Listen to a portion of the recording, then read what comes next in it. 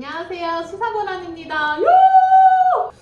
안녕하세요. 오늘부터 시사고라니와 함께하게 된 조윤영입니다. 반갑습니다.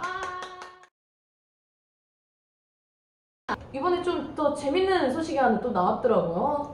재밌는 소식 아주 많습니다. 네, 맞아요. 그래서 더불어민주당에서 지금 더불어민주당이랑 바른미래당, 정의당, 민주평화당 그리고 대한신당이랑 같이 협의체를 꾸려가지고 지금 좀 막혀있는 국회를 좀 뚫어보고자 9일에 국회 본회의에서 선거법 이전에 내년도 예산안 먼저 상정해가지고 논의를 하자. 이렇게 해가지고 좀 자양당이 제안을 좀 한 것 같아요. 타협안을. 어떻게 생각하세요? 네, 민폐도 이런 민폐가 없습니다. 자유한국당이 패스트트랙에 상정된 법안 말고 민생 관련 법안까지 필리버스터를 한다고 해서 이 사단이 난 건데요. 웃긴 건 필리버스터를 주동적으로 끌고 간 나경원 원내대표가 이제 곧 잘린다고 합니다.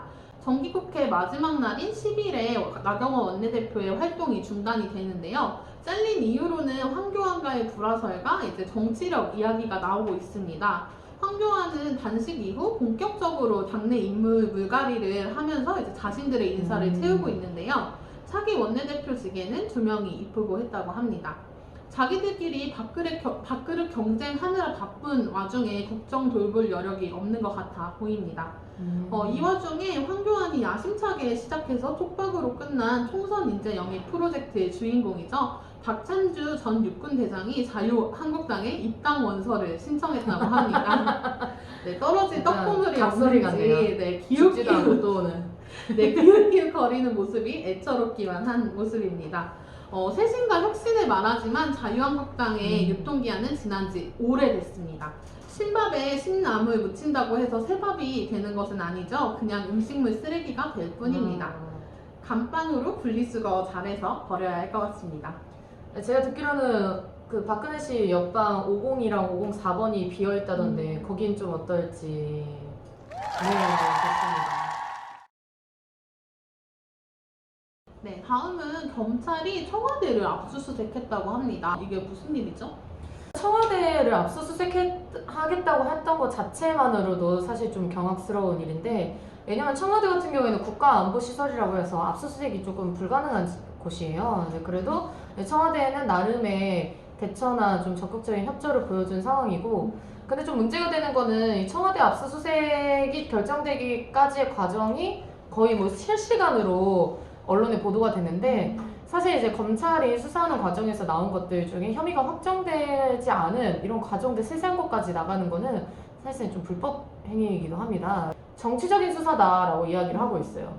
일단 검찰에서 이야기하는 거는 청와대에서 오히려 정치적으로 검찰의 수사에 압박을 넣어서 청와대에 약간 정치에 이용을 했다라고 이야기를 하면서 이제 압수수색까지 단행을 하게 되는데, 사실 이제 이 기사가 나가고 파고 팔수록 되려 검찰이 조금 더 정치적으로 이런 수사를 이용하고 있는 것이 아니냐라는 증언이 나오고 있습니다.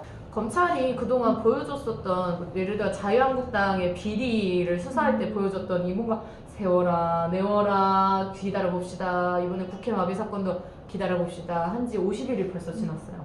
근데 그런 것과 다르게 조국 전 장관은 정말 마치 뭐 내일이 없듯이 막 계속 엄청나게 막 파고 막 탈탈탈 뒤져가지고 과연 저런 수사에서 살아남을 수 있는 사람이 누가 있을까라고 생각할 정도로 굉장한 수사력을 보여줬는데, 근데 이렇게 한 거는 또 다르게 생각하면 그만큼 이제 검찰이 많이 몰린 거 아닐까, 이렇게 무리한 행동을 할 정도로. 그런 거면 이제 우리 검찰개혁 촛불의 좀 성과가 이런 거 아닐까, 반증이 아닐까, 이런 생각도 좀 듭니다. 희망적인 것 같아요. 그래서 이제 좀 이거를 정말로 계속 희망적으로 가져가려면 앞으로 있을 검찰개혁 촛불을 조금 계속 잘 나가야겠죠. 부산은 서면에서 진행하고 있습니다. 매주 토요일 6시. 마지막으로는 또 되게 특이한 뉴스가 하나 있어요. 북의 김정은 국무위원장이 이번에도 또 백마를 타고 백두산에 올랐다고. 근데 제가 알기로는 북에서 백마를 타고 백두산에 올라간다는 건 약간 좀 큰 결심을 했을 때나 그렇게 하는 상징적인 조치라고 또 들었는데, 좀 어떻게 생각하세요? 네, 굉장히 상징적인 일이 맞는데요. 북도 매년 신년사를 발표를 합니다. 그 전에 이제 한 해를 정리하는 차원으로 올라가신 게 아닌가 싶습니다. 북은 일전에 미국과의 협상이 진전되지 않으면 새로운 길을 가겠다라고 공언한 바 있는데요. 그 마지노선이 올해 연말입니다. 이번 백두산 등반에서는 제국주의자들의 전대미문 봉쇄 압박 책동 속에서 당이 제시한 자력 부강, 자력 변형의 노선을 생명으로 틀어지고 자력갱생의 불굴의 정진력으로 사회주의 부강 조국 건설에 총매진해야 한다고 말했습니다. 그리고 트럼프 미 대통령은 필요시 북한의 군사력을 사용할 것이다 라는 입장을 밝혔습니다. 시작됩니까? 예전에 핵단추 그게 생각이 나네요. 네, 그 로켓맨이라는 별명도 얼마 전에 새로 다시 등장을 다시 했었던 이제 늑다리도 일이 이제 있죠. 등장해야죠. 네, 또 결국 가을. 이번에 백두산에 간 이유는 이제 새로운 길에 대한 모색이 아닐까라는 추측이 이제 나오고 있습니다. 이어서 4일 조선노동당 중앙위원회 전원회의를 소집했고 노동당 중앙위 정치국 상무위원회에서는 조선혁명 발전과 변화된 대내외 정세의 요구에 맞게 중대한 문제들을 토의 결정하기 위해 조선노동당 중앙위 중대한 문제들. 네, 7기 5차 전원회의를 12월 하순경에 소집할 것이라는 결정을 밝혔어요. 진짜 연말에는 뭔가 새로운 뭐가 나오겠네요, 확실히. 네, 그래서 또 한편으로는 박정천 북한군 총참모총장이 트럼프 미 대통령의 발언에 대해서 우리 무력의 최고 사령관도 이 소식을 매우 불쾌하게 접했다라고 하면서 만약 미국이 우리를 상대로 어떤 무력이라도 사용한다면 우리 역시 임의의 수준에서 신속한 상응 행동을 가할 것이라는 점을 명백히 밝힌다라고 말을 했어요. 굉장히 정세가 또 유의있게 지켜봐야 할 정세가 또 펼쳐질 것 같습니다.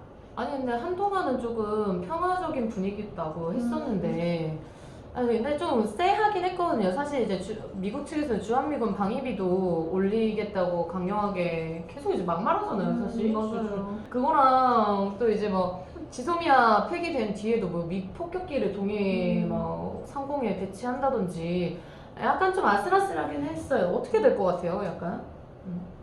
네, 안 그래도 올 해가 여러 의미로 좀 중요한 것 같고 또 새로운 길이라는 것이 좀 무력에 관련되지 않을까. 대화 국면에서 새로운 길을 찾겠다고 하니까 저희도 이 한반도 땅에서 또는 세계에서 이제 전쟁이나 이런 것들이 나지 않도록 더 대화를 잘 할 수 있게 이제 목소리를 내어야 할 것 같습니다.